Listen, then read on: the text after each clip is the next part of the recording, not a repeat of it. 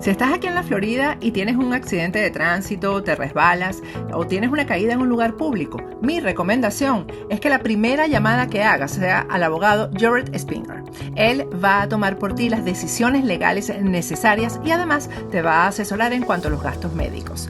Jared tiene 17 años de experiencia como abogado de accidentes en la Florida y personalmente sufrió un accidente de tránsito que casi le cuesta la vida. Nadie como Jared para conocer el viacrucis que puede derivar de un accidente. La ley te protege en caso de un accidente, no importa tu estatus migratorio. Jared Spinger defiende tu derecho a ser recompensado de manera justa. Y si Jared no gana tu caso, no pagarás nada. Así que no lo dudes. Llama al abogado Jared Spinger. No tienes nada que perder y mucho que ganar. Llámalo ahora mismo al 1-833-LESIONADO. Te van a atender las 24 horas del día en inglés y en español. Llama a Jared incluso antes de comunicarte con tu compañía de seguro. Yo sé por qué te lo digo. Registra tu casillero gratis en Estados Unidos. No importa en qué país te encuentres. Envía lo que desees a tus seres queridos en Venezuela, porque con K-Export no existen fronteras. Menciona en nuestra sede de Estados Unidos que nos viste en Factores de Poder y obtendrás un 10% de descuento en tu primer envío. Te invitamos a formar parte de nuestra gran familia K-Export. Déjalo todo en nuestras manos. Señorita, acabo de cruzar la frontera y no me agarró la migra. ¿Usted cree que me puede ayudar con mis papeles? Tranquila, niña, yo tenía tu aplicación de asilo, te consigo tu permiso de trabajo, la residencia. ¿Eres casada? Yo te caso. ¿Hiciste los taxes? Me vas a firmar aquí. Ahí. Sí. No ponga su futuro en manos de inexpertos. Mi equipo de abogados licenciados en inmigración y yo abogaremos por sus derechos e intentaremos ayudarlo a alcanzar el sueño americano. ¿Sabes que tu auto es una de las mayores inversiones que harás en tu vida? No importa si es nuevo o es usado.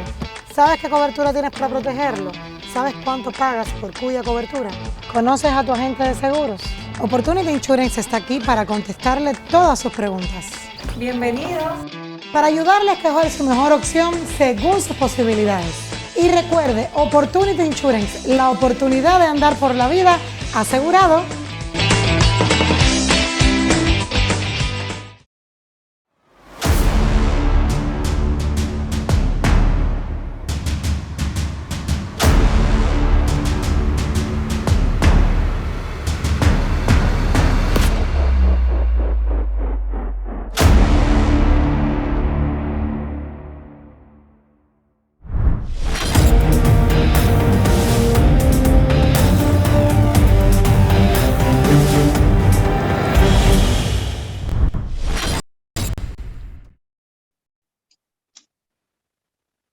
Buenas noches, eurodiputado Germán Terch. Gracias por atendernos para esta entrevista especial.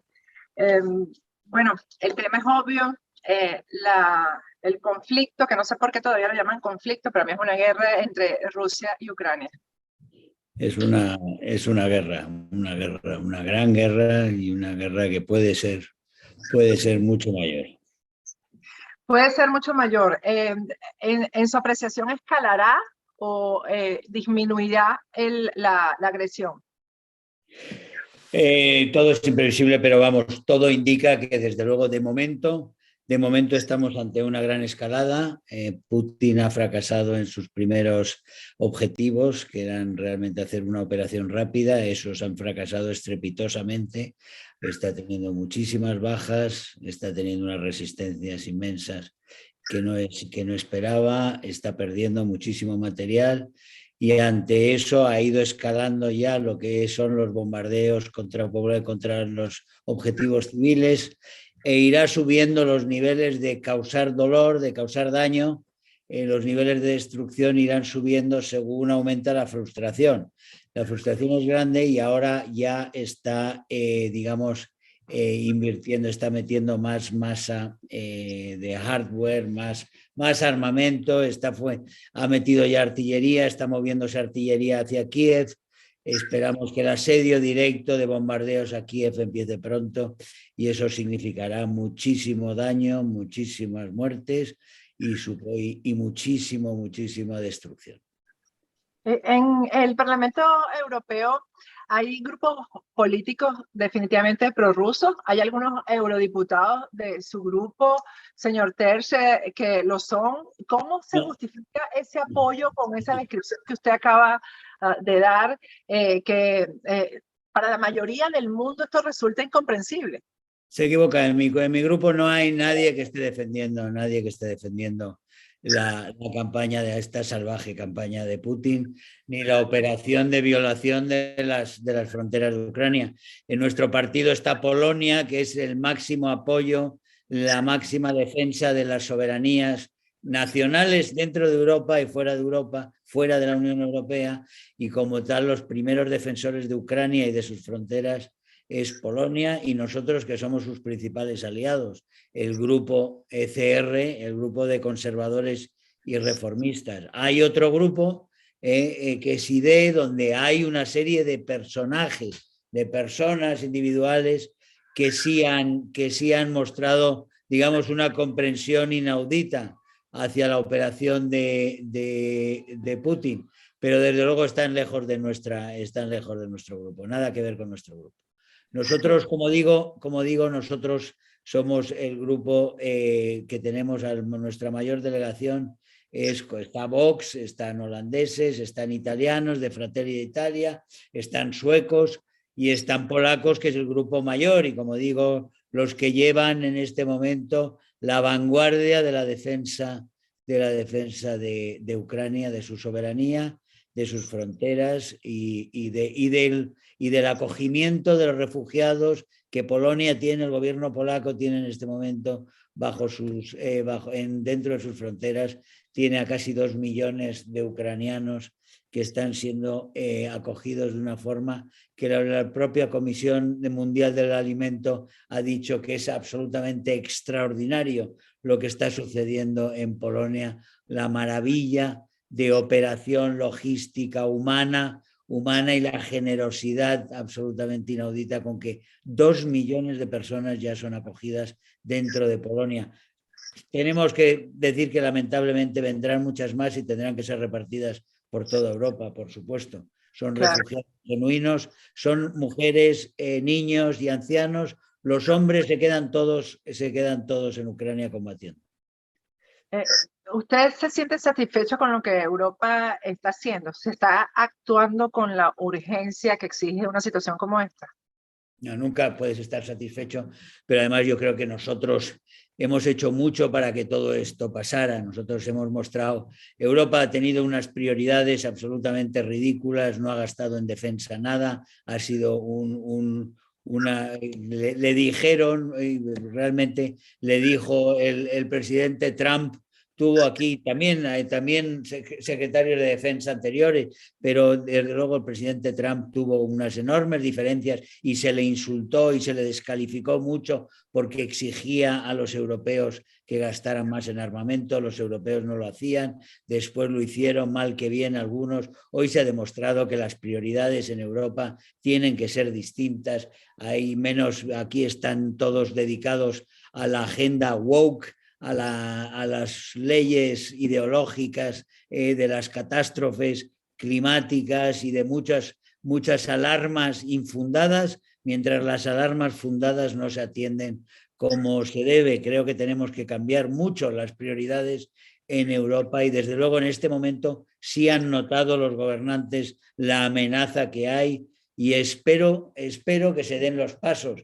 Pero en todo caso, vemos que, por ejemplo, von der Leyen hoy ha intervenido en Versalles y resulta que ella sigue con sus agendas, su agenda del Pacto Verde, que es ingeniería social para cambiar los hábitos de la gente. Nosotros lo que necesitamos en este momento es una situación de absoluta emergencia, primero de seguridad nacional para todos los países en peligro, después de seguridad estratégica y energética para todos los países europeos. Necesitamos después unas redes sociales para una situación que están disparándose todos los precios y vamos a tener unas necesidades inmensas de primera necesidad para los sectores más necesitados de la sociedad. En ese sentido, lo que necesitamos son prioridades reales y no prioridades de países ricos que están inventándose cuestiones ideológicas, que es a lo que Se que es a inventan, lo que se hace. Sí, perdón. se inventan problemas. Se inventan problemas donde no los hay y ocultan y rechazan e ignoran los problemas reales. Eso ha sido lo típico en esta Europa rica y mimada por la suerte y mimada por las situaciones, cuando aquí la defensa la pagaba Estados Unidos y los países aquí se dedicaban ellos a tener a usar ese presupuesto para otras cosas. Esto se ha acabado, el cuento ese que viene, que es una situación comodísima para Europa, que viene de la Segunda Guerra Mundial. Son 70 y pico años, ya 80 van a ser, y ya se ha acabado eso. Estamos en una nueva era. Los europeos tienen que defenderse, por supuesto, con las fuerzas occidentales. Estamos hablando de Estados Unidos y estamos hablando también de nuestros aliados democráticos en Iberoamérica, porque en Iberoamérica están también los aliados de Putin, y los aliados de Putin en Iberoamérica han ido avanzando todos estos años permanentemente, y cualquier día este proyecto de desestabilización de Putin, del presidente y tirano ruso, no es simplemente desestabilizar y tomar parte de Ucrania, es desestabilizar el mundo y poner en jaque al mundo occidental. Y eso también lo van a hacer en otros sitios. Es decir, que puede haber cualquier día, el día menos pensado, tenemos un escenario abierto lejos de las fronteras ucranianas, y ese puede estar perfectamente en Iberoamérica, por ejemplo, en la frontera entre Venezuela y Colombia, que ya es una frontera absolutamente cuestionada y en peligro, y ya veremos lo que pasa también en las elecciones en Colombia, porque esa es otra, porque ahí hay una apuesta del vecino muy importante, que ya veremos cómo resulta. Sobre esas alianzas que son, usted lo ha descrito ahora, que son estratégicas, que las alianzas que tiene Rusia en Iberoamérica. ¿Usted cree que eso justifica la visita de los funcionarios de Estados Unidos a Venezuela? Yo lo sé, las visitas de los funcionarios, como le han dado en Washington varias explicaciones diversas, ahora dicen que es solo por los presos de Citgo. Antes hablaron de que era por la cuestión de suplir unos suministros de petróleo por otros. Realmente no sabemos no sabemos qué son. Desde luego resulta grotesca, resulta muy propia de una Casa Blanca que parece muchas veces perfectamente descerebrada. Tienen al señor Maduro, al dictador Maduro, lo tienen en una lista de más buscados con 15 millones de dólares sobre su cabeza, y resulta que por el otro lado están negociando con él favores y unos tratos privilegiados. Quiero decir que hay cosas que no se entienden en la actual administración norteamericana, que son muchas, y yo creo que los norteamericanos lo están percibiendo claramente. Pero es el recurso a la solución más rápida, que es inmoral, que es absolutamente, que es un desprecio a los venezolanos absolutamente tremenda, a los millones de venezolanos que están fuera de Venezuela, víctimas de la miseria, pero a los cientos de miles de venezolanos muertos y asesinados bajo ese régimen, a los torturados, a los presos, a todos los venezolanos. Es un insulto que la Casa Blanca se busque una especie de aliado de ocasión con el criminal jefe de la tiranía que maltrata al país desde hace 20 años. A mí me da la impresión que las declaraciones posteriores han retrocedido un poco con la intención, ¿no? ¿O se dieron cuenta? Se han dado cuenta después, pues muy mal, porque eso demuestra el recorrido realmente en los patéticos contenidos, o digamos asesorías que tienen quienes toman las decisiones en el Departamento de Estado. Parece tan cuajado de progresistas o de izquierdistas, socialistas y simpatizantes de La Habana, que ya no se dan cuenta de estos insultos al sentido común y a las naciones y a las naciones iberoamericanas, ¿no? Cómo pisotean la suerte y la dignidad de tanta gente. Puede que sea eso y que de repente hayan dicho, uy, esto la verdad, viendo las reacciones, se hayan dado cuenta de que este es un terreno donde solo pueden perder. Es posible, en todo caso, bienvenido sea si se han dado cuenta de que es una salvajada, que es una barbaridad, que es un insulto, que es una indecencia y que no se debe hacer, y que Estados Unidos tiene perfectamente la capacidad de asumir ese 8% u 11% que le estaba comprando a Rusia, de incorporarlo de su propia producción o de cualquier otra, y no recurrir realmente al régimen más criminal que existe en el continente. Señor Tesh, volviendo a la reunión de Versalles, ¿realmente es tan complicado que se incorpore Ucrania a la Unión Europea, que eso ayudaría tanto en este conflicto?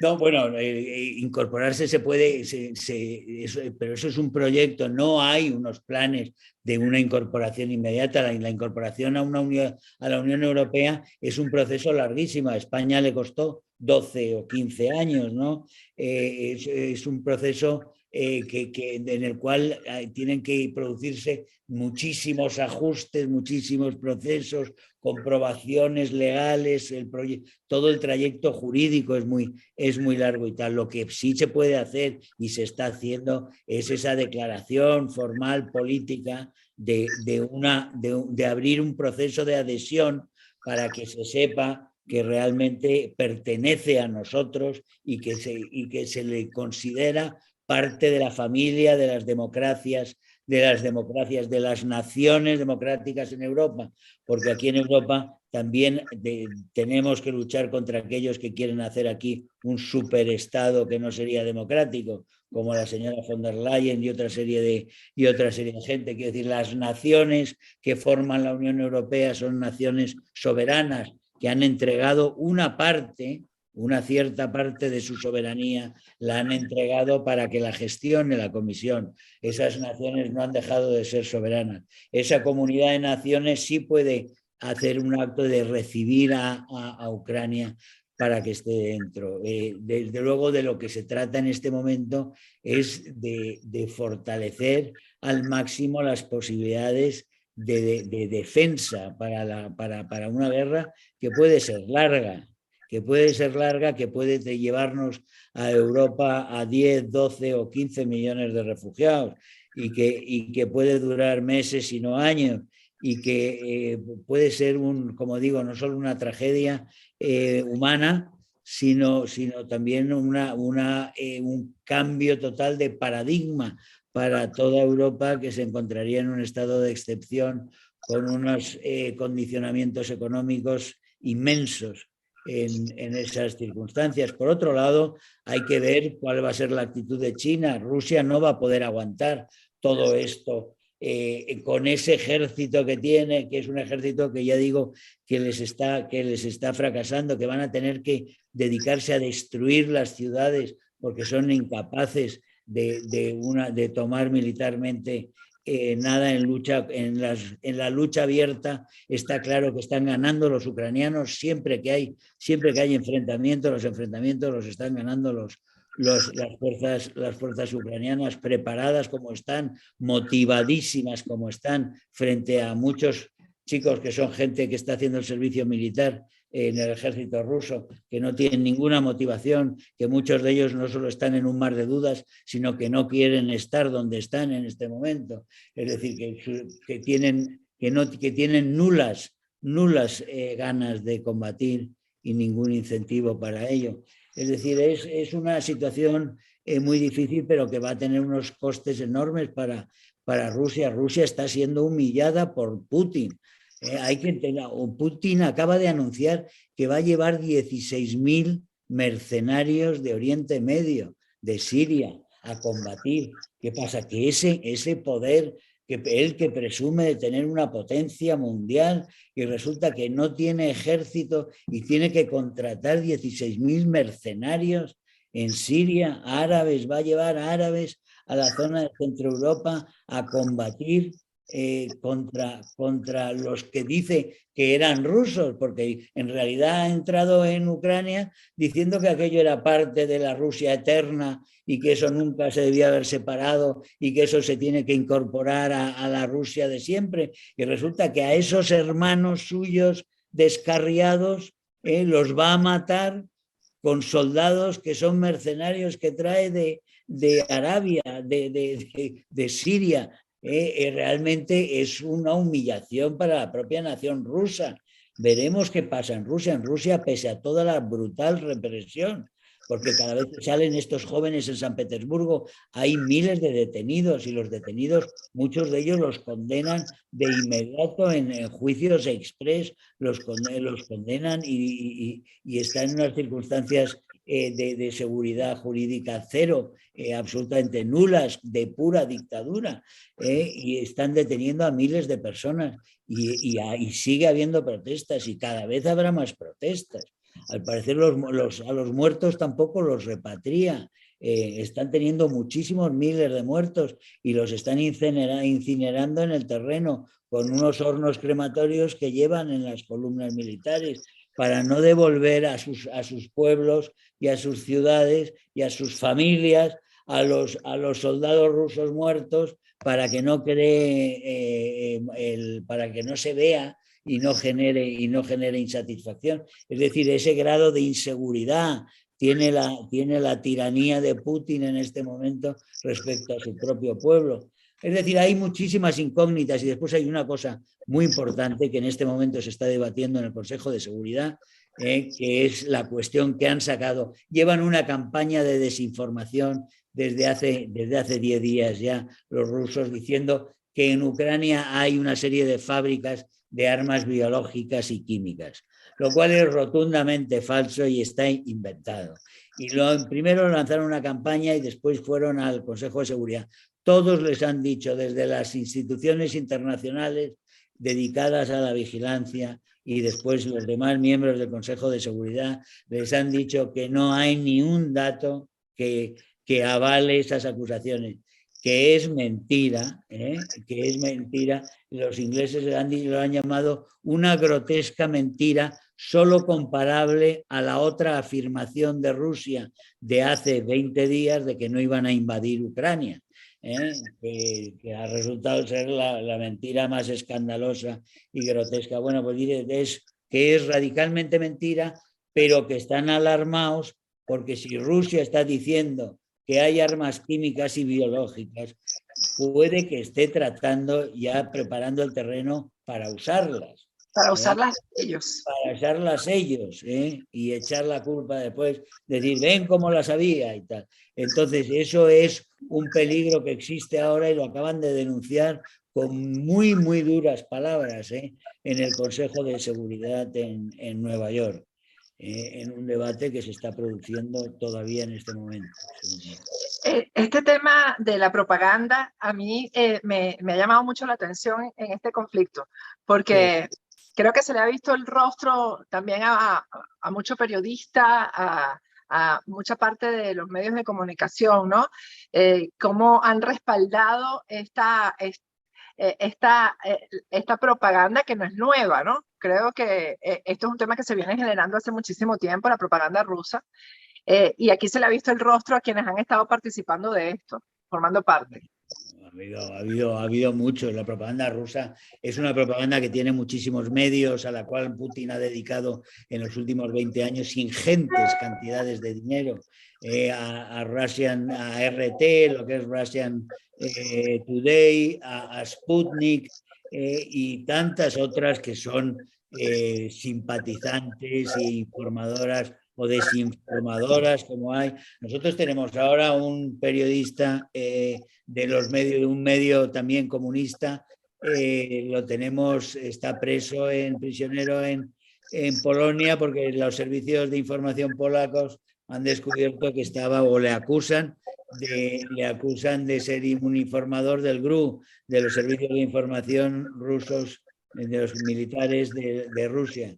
En fin, hay unas conexiones, se han gastado, como digo, mucho dinero en los hackers, mucho dinero en las redes, están en todas partes. Y después, bueno, pues que hay mucha gente que por hacer daño a Occidente hacen cualquier cosa, ¿no? O sea, por dañar no ya a Estados Unidos, sino por dañar a los países occidentales hacen cualquier cosa. Y ahí incluyo, por supuesto, a Díaz-Canel, a Maduro, a Diosdado y a toda la patulea, y a Evo Morales, y a Correa, y a Cristina Fernández Kirchner, y a tantísima gente, ellas, los que cobran de los iraníes, a través de Hezbollah, los que cobran directamente de los rusos, muchos de ellos dependiendo también de los chinos, pero todas esas redes del Foro de Sao Paulo y el Grupo de Puebla a nivel América tienen unos lazos privilegiados, y muchos de ellos se mantienen gracias a la teta, por decirlo de alguna forma, a la ubre generosa de la dictadura rusa, ¿no? Pero el mundo libre, precisamente por ser libre, no se preparó para eso. Ahí está, pero en el mundo libre es más fácil hacer esto. Claro, en Rusia nadie en este momento puede levantar la voz en contra de las mentiras que se están divulgando en la televisión, y la mayor parte de los rusos creen que el ejército ruso está llevando a cabo una operación militar especial en contra de unos nazis que tienen secuestrados a los ucranianos, y que van a liberar a los ucranianos de un grupo nazi que los ha secuestrado. Esa es la versión que se cree mucha gente, que no tiene otro contraste, que no tiene acceso a Internet. Ahora les han cortado prácticamente los niveles de acceso a las redes internacionales, los han limitado drásticamente. En ese sentido, están muy desinformadas mucha gente, y la gente que está informada tiene que estar callada, porque se juega 10 años o 15 años de cárcel. Por decir, de este lado del mundo también tenemos que hacer un esfuerzo por explicarle a la gente realmente cómo son las cosas, y no lo hacemos. O quienes lo hacemos, tenemos eso cuesta arriba, pues lo hacemos con muchísimo esfuerzo. Claro, sí, porque estamos, bueno, pues es que la verdad siempre es cara, y las mentiras son gratis. Por lo menos en nuestro mundo hispanohablante es así, O sea, las mentiras son todas gratis. Nosotros tenemos a un jefe de gobierno que es un mentiroso, pero que no ha dicho ni una verdad desde que llegó al poder, pues prácticamente pues como un dirigente comunista. Jamás dice la verdad, nunca dice la verdad. Bueno, pues ahí siguen, ¿no? En cambio, muchas veces dices una verdad y la pagas cara, o sobre todo la pagas con el acoso de todas estas redes que han montado, que tienen montadas, y que sufrimos muchos. O sea, es así, o sea, a ti, lo sufrimos tú, lo sufro yo, lo sufrimos muchísimo. Finalmente, antes de que se usen estas armas biológicas por parte de Rusia, ¿Europa hará algo? ¿Reforzará militarmente a Ucrania? Hombre, yo espero que haya la suficiente fuerza de disuasión para que no las utilice, Yo espero que también hay un factor humano en Rusia. Yo creo que gran parte del fracaso de Rusia en esta operación, que creían que iban a solucionar, como aquella operación de Crimea, en 5 días, iban a decapitar el gobierno, iban a ocupar el país y punto, y poner a un Pelele, a un Yanuchenko, a un Yanukovych, y ya está, ¿no? Y no ha sido así. El factor humano juega un papel, es decir, el señor Putin obviamente no estaba informado de todo lo que había enfrente, porque su ejército o la gente que tenía que haberle informado no le ha informado. Tampoco le han debido de informar sobre el estado real de su ejército, porque el grado, digamos, de dificultades básicas que está sufriendo no era esperable. Están sorprendidos todos los expertos militares, están sorprendidos de la falta de resolución, de capacidad que ha habido, falta de comunicación, falta de muchísimos factores. Es decir, que claro, si se ve cómo Putin trata a sus subordinados, que los trata con una brutalidad inmensa. A veces se han visto escenas de cómo está regañando a alguien, Putin, a alguien delante de todo el mundo, a un oficial de altísima graduación, y lo está humillando ante los compañeros. Cuando se ve eso, muchas veces, claro, la gente dice, pues muchos no se atreverán a decirle lo que saben, porque ¿para qué le van a dar malas noticias a alguien que recibe las malas noticias como las reciben? Al ¿no? demonio. Y es muy posible entonces que se haya creado ahí ese hueco, esa especie de vacío en la cual las informaciones en esa cúpula no están funcionando como debieran y como probablemente le funcionaban al señor del KGB cuando llegó al poder, cuando él lanzó la primera guerra contra los chechenos y aplastó a los chechenos, mató indiscriminadamente hombres, mujeres y niños en Grozny y convirtió toda la ciudad de Grozny en una especie de escombrera. Seguro que él tenía una comunicación muy fluida, pero parece que ahora, 20 años después, no la tiene. Vamos a ver cómo se desarrolla todo esto también dentro de esa cosa tan poco transparente como es el Kremlin. Siempre lo ha sido el Kremlin. En todo caso, lo que sí es evidente y debemos esperar todos sin hacernos ilusiones es que el nivel de violencia, el nivel de destrucción y el nivel de muerte aumente en los próximos días y semanas, seguro, y que veamos escenas realmente terroríficas y que el flujo de refugiados se dispare aún más. Y en ese sentido, todo en las próximas semanas van a ser noticias muy duras, aparte, por supuesto, de las repercusiones que eso va a tener sobre la economía mundial, pero especialmente también sobre lo que es la vida cotidiana en los países europeos. No, y del mundo entero. Por eso es que ayer conversaba con Carlos Sánchez Berzaín y decía, esto es una guerra mundial porque el mundo entero está afectado. Por eso es que se considera una guerra mundial. Y como bien sabe Carlos Sánchez Berzaín, que es un agudo observador de la escena internacional, esto es una guerra mundial ya. Es una guerra mundial que quizá todavía no tengamos brotes en otros sitios, pero como digo, cuidado con Venezuela, cuidado con lo que pasa en Colombia, qué va a pasar con todo ese continente, ese subcontinente, que puede quedar en manos precisamente de quienes comparten objetivos y comparten mecanismos de poder que tienen de Rusia y de China. Entonces, estemos alerta porque los enemigos en esta guerra mundial van a estar en todas partes, aunque en este momento solo se esté matando abiertamente allí. Muchísimas gracias, señor Tersch. Gracias por habernos dedicado este tiempo. Un saludo muy cordial a todos. Un saludo a ti. Gracias. Adiós.